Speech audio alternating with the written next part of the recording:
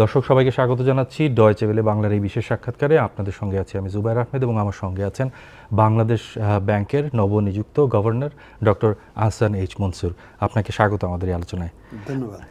আমি শুরুতেই আপনার কাছে একটি বিষয় নিয়ে চলে যাব, সেটি হচ্ছে আপনি রিসেন্টলি বলেছেনও যে মানে একটি দুর্নীতির শ্বেতপত্র প্রকাশ করবেন আপনারা।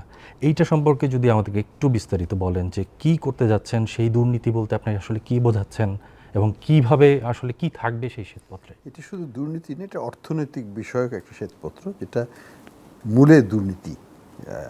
কারণ আমাদের বাংলাদেশের যে ব্যাংকিং খাত 2008-9-10 সালে যে অবস্থায় ছিল, 2024 সালের যে অবস্থায় এসছে, সেটা একটা ভীষণ রকমের একটা পার্থক্য। এবং এখান থেকে লক্ষ লক্ষ কোটি টাকা, অর্থাৎ টেন্স অফ বিলিয়ন্স অফ ডলার্সের অ্যাসেট চলে যায় বিভিন্নভাবে।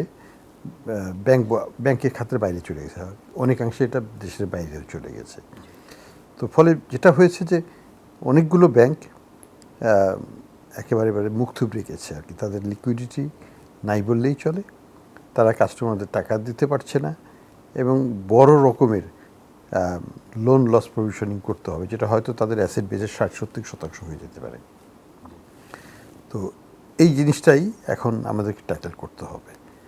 এবং এটা এটা এটা শুধু ব্যাংকিং খাতকে নিয়ে আমি সীমিত রাখছি এই পর্যায়ে, কিন্তু অর্থনীতির বৃহত্তর প্রেক্ষাপটেও আমরা একই চিত্রই দেখতে পাচ্ছি যে প্রত্যেকটা স্টেজে করাপশন, প্রত্যেকটা কন্ট্রাক্টের মধ্যে দুর্নীতি এবং অতিমূল্যায়িত করে সেটাকে থেকে টাকা সাইফন অফ করা এবং সেটা হয় দেশের থেকে বিদেশে নেওয়া অথবা বিদেশ থেকেই বিদেশে ট্রান্সফার করে দেওয়া। বিভিন্নভাবে এটা হয়েছে এবং যেটা সরকারি হিসাবে আমাদের প্রধান উপদেষ্টা উনি বলেছিলেন যে এটা প্রায় 100 বিলিয়নেরও বেশি। আমার হিসাবে প্রায় 150 বিলিয়নের মতো হবে খুব সহজেই। তো এটা একটা বিশাল অঙ্কের অর্থ চলে গেছে, এখন কিছু করার নেই। কতখানি ফেরত আনা যাবে আমরা জানি না, কিন্তু আমরা চেষ্টা করব আন্তর্জাতিক সহযোগিতা নিয়ে যেসব দেশে গিয়েছে সেই দেশের কর্তৃপক্ষ এবং তাদের আইনের সহায়তা নিয়ে এবং আমাদের অভ্যন্তরীণ আইনগত ব্যবস্থা নিয়েই আমরা আইনগতভাবে এটাকে অ্যাড্রেস করার চেষ্টা করব আমরা।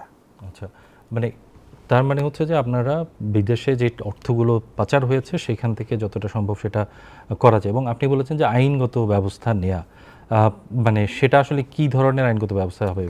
আইনগত ব্যবস্থা তো এখন অনেক ধরনের হয়। একটা হচ্ছে যে অভ্যন্তরীণভাবে আমাকে প্রথমে কোর্ট সিস্টেমের থ্রুতে একটা ভার্ডিক্ট আনতে হবে, যেটা বলবে যে একটা লোক, কোনো ব্যক্তি বা কোনো পরিবার এত এত হাজার কোটি টাকা নিয়ে চলে গেছেন এবং সেটার এগেনস্টে আমাদের একটা অধিকার থাকবে ওইটা ফেরত পাওয়ার।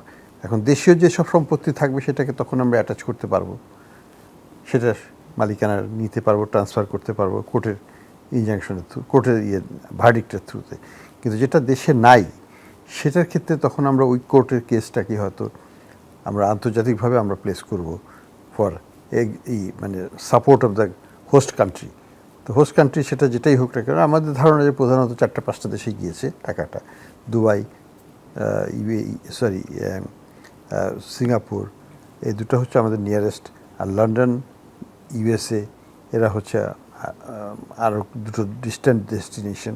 তো এই জায়গাগুলোতে জুরিসডিকশনগুলোকে আমরা অ্যাপ্রোচ করব এবং এটার আইনগতভাবে ফিরিয়ে আনা সম্ভব। ভারতেও করেছে, তারা বেশ কিছু বড় বড় প্রতারক যারা লার্জ স্কেলে $1 বিলিয়ন নিয়ে চলে গেছিলেন তাদেরকে তারা নিয়ে আসতে পেরেছে। আমরাও আশা করি যে আমরা চেষ্টা করব টাকাও আনতে এবং ব্যক্তিকেও যদি পারা যায় নিয়ে আসতে। সেই ক্ষেত্রে আমি বিশেষ করে টাকার ক্ষেত্রেই বলছি যে কোনো দেশের সঙ্গে, এই 4টি দেশের কথা বললেন বা অন্যান্য কোনো দেশের সঙ্গে মানে এইরকম কোনো চুক্তি বা এরকম কোনো মানে কোনো পারস্পরিক কোনো সহযোগিতা চুক্তি বা এরকম কোনো বিষয় আছে কি না? এই ধরনের ওপেন মানে এক্সিস্টিং চুক্তি নাই আমাদের, কিন্তু চুক্তি থাকুক না থাকুক ইন্টারন্যাশনাল কনভেনশনে আমাদের কিছু অধিকার আছে চাওয়া এবং ফেরত পাওয়ার। তো আমরা সেইভাবে আগাবো যেটা আন্তর্জাতিকভাবে স্বীকৃত। এটা ইউএন থেকেও আমরা সাপোর্ট নেব, আমরা ওয়ার্ল্ড ব্যাংকের একটা রিকভারি ইউনিট আছে তাদের সাপোর্ট নেব। আমরা বিভিন্নভাবে চেষ্টা করব এটাকে যতদূর সম্ভব আইনগতভাবে একটা পারস্পরিক সমঝোতার ভিত্তিতেই এই আত্মসাৎকৃত অর্থটাকে আমরা ফেরত নিয়ে আসার জন্য। জি, এবার মানে একটু ব্যাংক খাতের কথা বলছিলেন। ব্যাংক খাতের আসলে মানে বেশ কয়েকটা ব্যাংকের কথা বলছিলেন যেগুলো মানে যেগুলোতে আসলে তাদের আসলে ফেরত দেওয়ারই ক্ষমতা নেই যে অর্থ আমানতকারীদের। তো মানে এদের ক্ষেত্রে মূলত এই ব্যাংকগুলোর ক্ষেত্রে কি হবে, কি ধরনের আপনারা সিদ্ধান্ত নিতে যাচ্ছেন আসলে এই ব্যাংকগুলো নিয়ে, যারা সার্ভাইভ করতে পারছে? হ্যাঁ, এই ব্যাংকগুলোর ক্ষেত্রে আমরা প্রথমত যেটা করছি যে ব্যাংকগুলোর বোর্ডগুলোকে আমরা চেঞ্জ করে দিচ্ছি। আমরা হয় এই মালিকানা পরিবর্তনের আগে যারা ছিলেন তাদেরকে, যদি তাদের শেয়ার এখানে থেকে থাকে তাহলে তাদের হাতে আমরা দিয়ে দিচ্ছি, এবং সাথে আমরা কিছু ইন্ডিপেন্ডেন্ট ডাইরেক্টর দিয়ে দিচ্ছি বোর্ডটাকে স্টেবিলাইজ করার জন্য।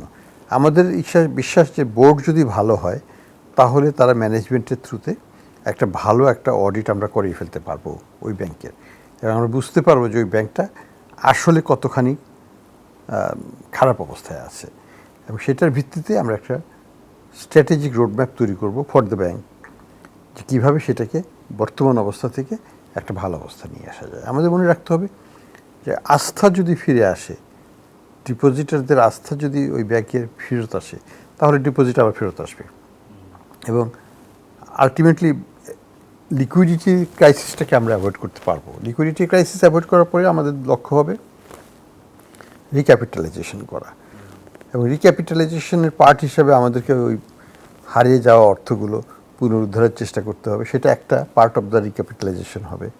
আরেকটা পার্ট হয়তো হবে যে অর্থায়ন, মানে নতুন স্ট্র্যাটেজিক ইনভেস্টরকে নিয়ে আসা, এবং এই এক্সিস্টিং যে শেয়ার হোল্ডাররা আছে তাদের, যারা এইসব অপকর্মের সাথে যুক্ত, তাদের শেয়ার হোল্ডারটা তো সরকার নিয়ে নেবে প্রথমেই, সেই শেয়ারগুলোকে বিক্রি করেও কিছু অর্থ পাওয়া যাবে। বিভিন্নভাবে আমরা চেষ্টা করবো এটাকে, তাদেরকে একটা, ব্যাংকগুলোকে আমরা সহায়তা দেব। আমরা নিজে, সরকারের এখানে কোনো উদ্দেশ্য নেই। সরকারের উদ্দেশ্য হচ্ছে ডিপোজিটররা যেন তাদের স্বার্থ রক্ষা করতে পারে, তাদের যে টাকা ফেরত পাওয়ার অধিকার এবং স্বাচ্ছন্দ্য বোধ করা, সেই অবস্থায় যেন আবার যেতে পারে 2-1 বছরের মধ্যে, সেই চেষ্টাটা করা। আচ্ছা, মানে আমি ব্যাংকের এই সংস্কার নিয়ে আরেকবার একটু আসবো, তার আগে আমি একটু আগের বিষয়টাতে একটু আসি, যার ঋণ খেলাপি বা যারা টাকা নিয়ে দিচ্ছেন না, যেমন এস আলমের কথা আপনি বলছিলেন, যে আপনি বলেছেন পত্রপত্রিকায় যে তার যে সম্পত্তি সেগুলো যেন কেউ, এইখানে যেগুলো আছে সেগুলো যেন কেউ না কেনে, বা এটা, এই বার্তাটা কি শুধু এস আলমের জন্য না, যারাই আসলে ঋণ খেলাপি বা যারাই হচ্ছে এই ধরনের একটা পরিস্থিতির মধ্যে, যাদের অর্থ ফেরত আনার ক্ষেত্রে আপনারা হয়তো তাদের এই দেশের যে সম্পত্তি আছে সেটাকে একটা ব্যবস্থা করা বা জব্দ করা বা এরকম একটা পরিস্থিতি যেতে পারে? এটা আমরা সব বড় বড় ঋণ খেলাপিদের ক্ষেত্রে আমরা করব, যারা দেশেই থাকুক আর বিদেশেই থাকুক।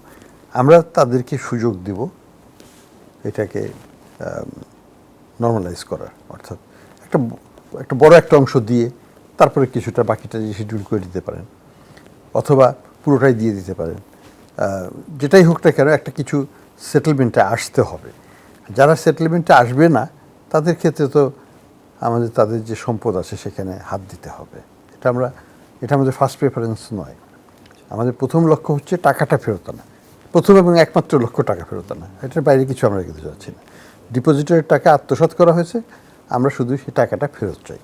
ভালোভাবে যদি কেউ দিয়ে দেয় তাহলে তো এর চাইতে আর ভালো সলিউশন হতে পারে না। আমরা তো কোনো রাজনৈতিক কালার হয়, আমরা পলিটিক্যালি আমরা কালার ব্লাইন্ড।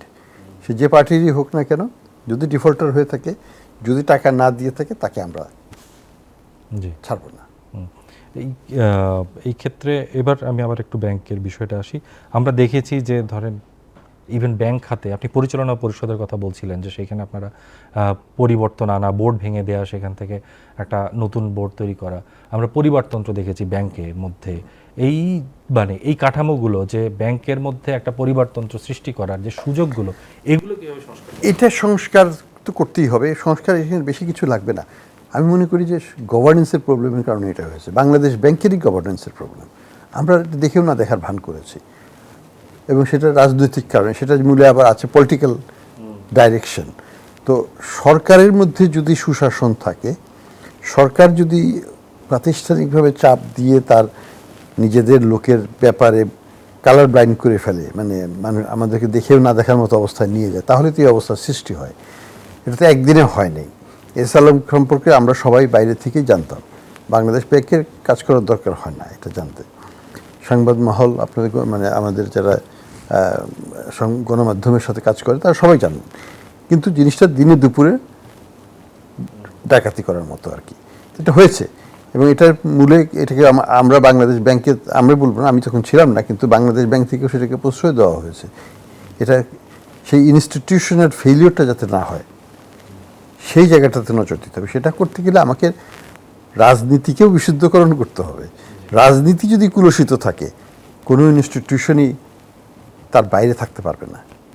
এটাই আমাদের শিক্ষাগত দুই তিনটা না, যেটা হচ্ছে যে বাংলাদেশ ব্যাংক প্রতিষ্ঠান বাংলাদেশের মানে কেন্দ্রীয় ব্যাংক, মানে কেন্দ্রীয় ব্যাংকের ফাংশনে তার যে কাঠামো, তার যে যেই আইনে সেটি চলে, সেইখানে কি আসলে মানে কোনো সংস্কারের প্রয়োজন আছে কিনা আমি মানে এই প্রশ্ন করছি যে আমরা এটা দেখব রাজনৈতিক প্রভাব থেকে মুক্ত। এখানে কিছুটা তো আছে, যেমন ফাইন্যান্সিয়াল ইনস্টিটিউশনস ডিভিশন করা হয়েছে, সেটার মাধ্যমে সেন্ট্রাল ব্যাংকের ক্ষমতাকে খর্ব করা হয়েছে। কিছু কিছু ব্যাংকের জায়গায় সরকারি ব্যাংকগুলোতে আমাদের কোনো হস্তক্ষেপ করার অধিকার নাই, অ্যাপয়েন্টমেন্ট ইত্যাদি সবই সরকারিভাবে হয়। এই জায়গা থেকে বের করতে হবে। পৃথিবীতে কোথাও এরকম দ্বৈত শাসন নাই, সেটা একটা জিনিস। বাট আমি যে জিনিসটা এমফাসাইজ করব, যে একটা ব্যক্তি আমাকে দিয়ে হয়তো যদি পরবর্তী সরকার যদি আবার ওই রকমই সিচুয়েশনে হয়, চাপ সৃষ্টি করে, আমি হয়তো রিজাইন করে চলে গেলাম, কিন্তু আমার পরবর্তী যে আসবে সে তো আবার ওইটাকে ওই প্রেশারে সাকাম করবে। He or she will start কমপ্লাইং and situation কিন্তু আবার সেমই হয়ে যাবে।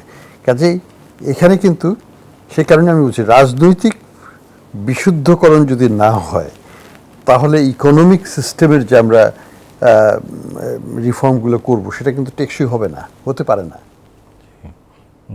আমি এবার একটু এই আজকে একটা ডিসিশন হচ্ছে বা এরকম হয়েছে বা হতে যাচ্ছে এরকম একটা কথা আমরা শুনতে পেয়েছি, সেটা হচ্ছে কালো টাকা সাদা করার বিষয়টি মানে রহিত করা আর কি, মানে এটা আর এই সুযোগটা না দেয়া, মানে সেটা সম্পর্কে কি আপনাদের কোনো মানে এটা আমি যখন মানে সরকারের বাইরেই ছিলাম এবং প্রতি বছরই আমরা এটাকে প্রতিবাদ করেছি যে এটা নৈতিকভাবে গ্রহণযোগ্য নয়, এটা এবং অর্থনৈতিকভাবেও গ্রহণযোগ্য নয়। কারণ আমরা অল্প কিছু টাকা পেয়েছি, হয়তো 200-300 কোটি টাকা পেতাম, which is not even a drop in the bucket. আমার 3-4 লক্ষ কোটি টাকার বাজেটে আমি যদি 300 কোটি টাকা পাই, ওটা না পেলেও বাজেট ঠিক থাকবে। কিন্তু এটার বিনিময়ে আমি কি সিগন্যাল দিচ্ছি? আমি সিগন্যাল দিচ্ছি যে যারা কমপ্লায়েন্ট ট্যাক্স পেয়ার, যারা 30% হিসাবে দিচ্ছে, দে আর স্টুপিড, তারা বোকা। যারা নন কমপ্লায়েন্ট সে 10% দিচ্ছে বা 15% দিচ্ছে, নো কোশ্চেন আস্কড, তার সোর্স অফ মানি নিয়ে আমরা প্রশ্ন করব না, সে যে কোনোভাবে টাকাটা দিয়ে দিলে তার টাকাটা হোয়াইট হয়ে যাচ্ছে। তাহলে কেন মানুষ ভালোভাবে ট্যাক্স দেবে? এখানে আমরা কিন্তু একটা ইনসেন্টিভ ক্রিয়েট করছি ট্যাক্স না দিয়ে পরবর্তীতে এই সুযোগটাকে নেওয়ার। তো সেই জন্য আমি মনে করি যেটা অর্থনৈতিকভাবেও ভালো নয়, এটার থেকে ইমিডিয়েট এটার থেকে বের হয়ে আসাই উচিত। আমি অবশ্যই আশা করব এই সরকার এই বিষয়ে ত্বরিত সিদ্ধান্ত নেবে, এটা নিয়ে আমার কোনো সন্দেহ নেই, যেটা নিতে হবে। এই ধরনের পথে আমাদের চলা উচিত নয়। আপনি রিসেন্টলি বলেছেন যে মানে বাংলাদেশ ব্যাংকের যে বাংলাদেশ যে রিজার্ভ, সেই রিজার্ভ আপনি বলছেন যে এখন যে পরিস্থিতি আছে সেখান থেকে আর নিচে যাবে না, এরকম একটা বলেছেন। সেটা কেন বলেছেন এবং এক্স্যাক্টলি যদি একটু আমাদেরকে তথ্যগুলো দেন যে আপডেটেড যে এখন রিজার্ভ কী পর্যায়ে আছে এবং মানে সেটা দিয়ে আসলে কত মাসের আমাদের যে ডেপ্ট সেটা আমরা দিতে পারি এবং সেইখানে নতুন কিছু অ্যাডিশন কি বা এরকম কোনো বিষয় আছে কিনা একটু যদি বলেন। আমাদের রিজার্ভ আছে 20.5 বিলিয়নের মতো US ডলার। সেটা দিয়ে আমাদের 3 মাসের কিছু বেশি রিজার্ভ কাভারেজ আছে, হুইচ ইজ বেয়ার মিনিমাম। 3 মাসটা IMF-এর বা অন্যান্য আমরা যখন বিদেশে করতাম পলিসি মেকিংয়ে, তখন এটাকে একটা মিনিমাম লেভেল অফ ফ্লোর হিসেবে ধরা হতো, সেটা আছে। কাজে এর নিচে আমাদের যাওয়াটা একেবারে সমীচীন হবে না আমি মনে করি। এখন কিভাবে আমি সেটাকে প্রোটেক্ট করব? সেই জন্য আমরা যেটা করেছি সেটা হচ্ছে যে আমরা কিন্তু পলিসি টাইটনিং করেছি। মনিটারি পলিসি এখন ভয়ানকভাবে টাইট অবস্থায় আছে এবং গত বৃহস্পতিবার আমরা পলিসি রেটটা বাড়িয়ে দিয়েছি 0.5%। আগামী মাসে আরও 0.5% বাড়াবো, তারপরের মাসে আরও 0.5% বাড়াবো। আমরা এটাকে বাড়াতে সিগন্যালিং যে মানি ইজ কস্টলি, টাকাটা কস্টলি, মানে বাংলাদেশির টাকার ভ্যালুটা যেন বাড়ে, ইনভেস্টমেন্ট অ্যাসেট হিসাবে এটা অ্যাট্রাকটিভ হয় রিলেটিভ টু ইউএস ডলার, তাহলেই কিন্তু আমরা ডলারের এগেনস্টে এক্সচেঞ্জ রেটটাকে ঠিক রাখতে পারবো। তো আমরা আশাবাদী এই জন্য যে এক্সচেঞ্জ রেটটা কিন্তু এখন মোটামুটি একটা স্টেবল জায়গায় আছে 120-এ, এবং বেশ কিছুদিন ধরে এটা 118-120-এ আছে। কার্ব মার্কেটের সাথে তফাৎ 1 টাকা আছে, এটা তেমন কিছু নয়। এই অবস্থাটাকে ধরে রাখতে হবে, এবং অ্যাট দ্য সেম টাইম আমার যেটা সিদ্ধান্ত হয়েছে যে আমরা আসার পরে আর নতুন কোনো ডলার আমরা সেল করি নাই, অর্থাৎ আমাদের রিজার্ভ থেকে কোনো বিক্রি করা হয় নাই। শুধু তাই নয়, আমরা ইতিমধ্যে প্রায় 350-400 মিলিয়ন ডলারের মতো বাজার থেকে আমরা কিনে সরকারি ব্যাংকগুলোকে দিয়েছি যে তোমরা এটা দিয়ে এলসি সেটেল করো। তো আমরা রিডাইরেক্ট করার চেষ্টা করছি, বাজার থেকে আমরা নেট কিনছি না, কিন্তু আমরা নেট বিক্রিও করছি না। আমাদের রিজার্ভ আমাদের আছে, বাজারেরটা দিয়ে বাজারকে আমরা পরিচালনা করছি। আমরা কিছু কিছু ক্ষেত্রে কিনে আবার বিক্রি করে দিচ্ছি। তো আমরা আশা করি যে এই পলিসিটা থাকবে, এবং এটা যদি আমরা ধরে রাখতে পারি, এক্সচেঞ্জে যদি ফিক্সড মানে মোটামুটি স্টেবল থাকে, আমাদের রিজার্ভ আবার আস্তে আস্তে বাড়বে। আচ্ছা, মানে এটা যদি হয় তাহলে মানে আমরা গত 2 বছর ধরে বেসিক্যালি যে আমাদের বাজারে যে দ্রব্যমূল্য, সেটা দেখছি যে একটা মানে মানুষ অভিযোগ করছেন একটা জায়গায় পৌঁছেছে, কেউ কেউ বলছেন অসহনীয় হয়ে যাচ্ছে বা এরকম।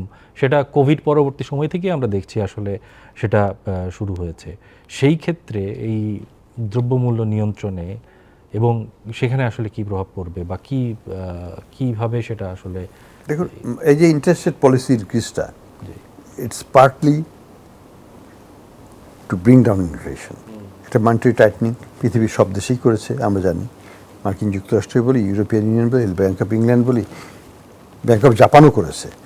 তো it is part of global standard monetary policy action, যেটা আমরা আগে নাই। বাংলাদেশ ব্যাংক অনেক দেরিতে নিয়েছে, কেবল মে মাসে তারা এই প্রথম ইন্টারেস্ট রেটকে লিবারালাইজ করলো, এক্সচেঞ্জ রেটকে লিবারালাইজ করলো। তো আমাদের যেটা লক্ষ্য হচ্ছে এক্সচেঞ্জ রেটকে স্টেবিলাইজ করা। এক্সচেঞ্জ রেটকে যদি স্টেবিলাইজ করতে পারি, তাহলে ইম্পোর্টেড ইনফ্লেশনটা হবে না, তাহলে ডোমেস্টিক কম্পোনেন্টের উপর তখন ফোকাসটা হবে। আর ডোমেস্টিক টাইটনিং যদি আমরা রাখতে পারি এবং ডোমেস্টিক সাপ্লাই সিচুয়েশনটাকে যদি আমরা একটু কমফোর্টেবল রাখতে পারি, তাহলে কিন্তু আমরা ইনফ্লেশনটাকে কমিয়ে আনতে পারবো বলে আশাবাদী। কেন হয় নাই এতদিন? তার মূলে ছিল যে কোনো পলিসি অ্যাকশন ছিল না। তারা 9-6 পলিসি করে ইন্টারেস্ট রেটটাকে আটকিয়ে রেখেছিল ওয়েল বিলো ইনফ্লেশন, এবং অনেক অনেক বছর ধরে তারা fixed exchange rate, fixed interest rate এই পলিসিতে ছিল, যেটা কখনোই কোনো দেশের জন্য ভালো হতে পারে না।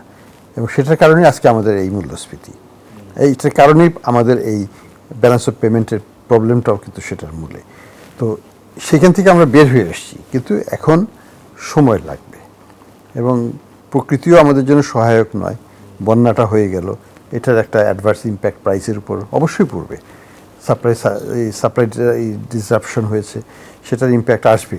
কিন্তু তারপরেও আমি আশাবাদী যে আমরা হয়তো 6 থেকে 8 মাসের মধ্যে ইনফ্লেশনকে হয়তো 6-7% নামিয়ে আনতে পারবো বলে আশা করি। আচ্ছা, আর IMF এর সঙ্গে আপনাদের সর্বশেষ কি, আপনারা কি তাদের কাছে কি অ্যাপ্রোচ করেছেন বা কোনো কথা হয়েছে কিনা সম্প্রতি? IMF এর সাথে অনেক বিষয়ে আলোচনা হয়েছে। আমরা যে ব্যাংকিং সেক্টর রিফর্ম করব, সেখানে আমরা ওয়ার্ল্ড ব্যাংককেও বলেছি যে তাদের সাপোর্ট লাগবে, বোথ ফাইন্যান্সিয়াল রিক্যাপিটালাইজেশনের জন্য টাকা লাগবে, টেকনিক্যাল সাপোর্টও লাগবে। ওয়ার্ল্ড ব্যাংকের কাছে বলেছি, IMF-কেও বলেছি। IMF আমাদেরকে বলেছে তারা they will look into providing একটা রেসিডেন্ট এক্সপার্ট, যে ফাইন্যান্সিয়াল সেক্টর রিস্ট্রাকচারিং নিয়ে কাজ করেছে বিভিন্ন দেশে, সে ধরনের একটা এক্সপার্ট আমাদেরকে দেবে, তাদেরকে আমরা ব্যবহার করব। আমরা IMF-কে আরও বলেছি যে দ্রুত আসতে আমাদের সাথে, যাতে নেক্সট রিভিউটা আমরা তাড়াতাড়ি কমপ্লিট করতে পারি। এবং শুধু কমপ্লিশন না, আমরা রিকোয়েস্ট করেছি যে আমাদের access to the IMF fund, এই প্রোগ্রামের আকারটা যেন বড় করে দেওয়া হয়।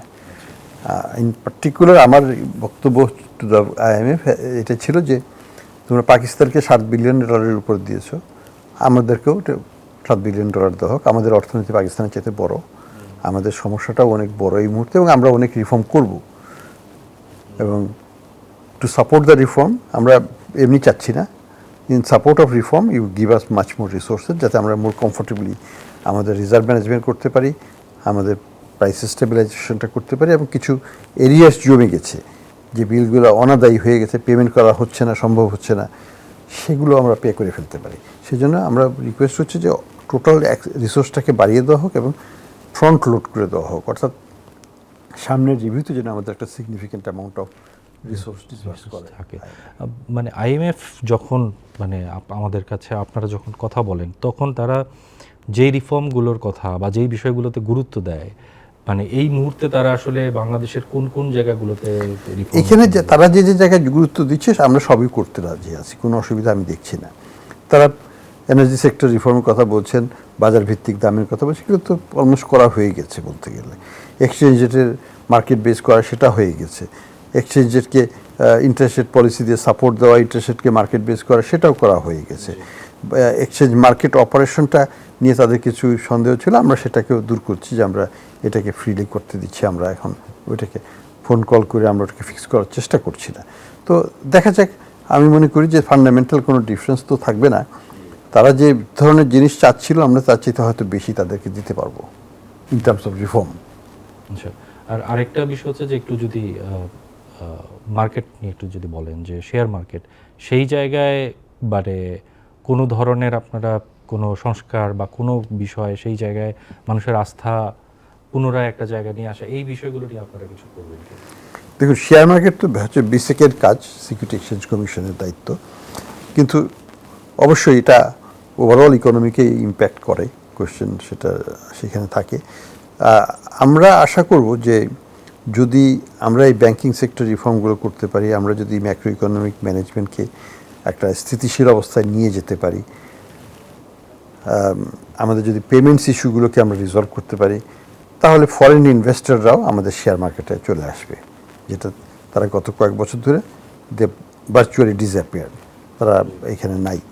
তো সেই জায়গাটায় যদি আমরা একটা পরিবর্তন আনতে পারি, তাহলে শেয়ার মার্কেটে আবার প্রাণ চাঞ্চল্য ফিরে আসবে, ভলিউমটা বাড়বে। ইতিমধ্যেই ভলিউম অনেক বেড়েছে, প্রাইসও বেড়েছে, কিন্তু এটাকে আরও একটা ফান্ডামেন্টালি একটা ভালো স্ট্রং পজিশনে নিতে হলে আমাদেরকে ফরেন ইনভেস্টমেন্ট, পোর্টফোলিও ইনভেস্টমেন্টটাও আনতে হবে এখানে, এবং সেটা নিয়ে কথাবার্তা হচ্ছে। ব্ল্যাক রক ইত্যাদি তারা আসছে, সামনে আসবে, and they will try to invest this is a what you call frontier market.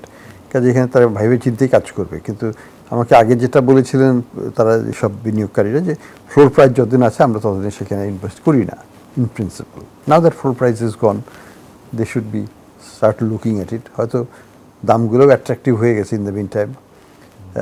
তো সব মিলিয়ে তাদের হয়তো ইন্টারেস্ট ফিরবে আবার। শেষ প্রশ্ন অ্যাবাউট লোকাল ইনভেস্টমেন্ট। এই আমরা যদি ইন্টারেস্ট রেট বাড়াই, কস্ট অফ বিজনেস বাড়ে, সেখানে ক্ষেত্রে লোকাল ইনভেস্টমেন্ট বা সেই ক্ষেত্রে কোনো এটা অ্যাডভার্স ইফেক্ট আবার পড়বে কিনা? শর্ট টার্মে অ্যাডভার্স ইম্প্যাক্ট হতেই পারে, এটা আমি অস্বীকার করব না। কিন্তু আমি মনে করি যে আমরা যদি 6-7-8 মাসের মধ্যে ইনফ্লেশনটাকে কমিয়ে আনতে পারি এবং পরবর্তীতে এটাকে 4-5-এ নামিয়ে আনতে পারি, আরও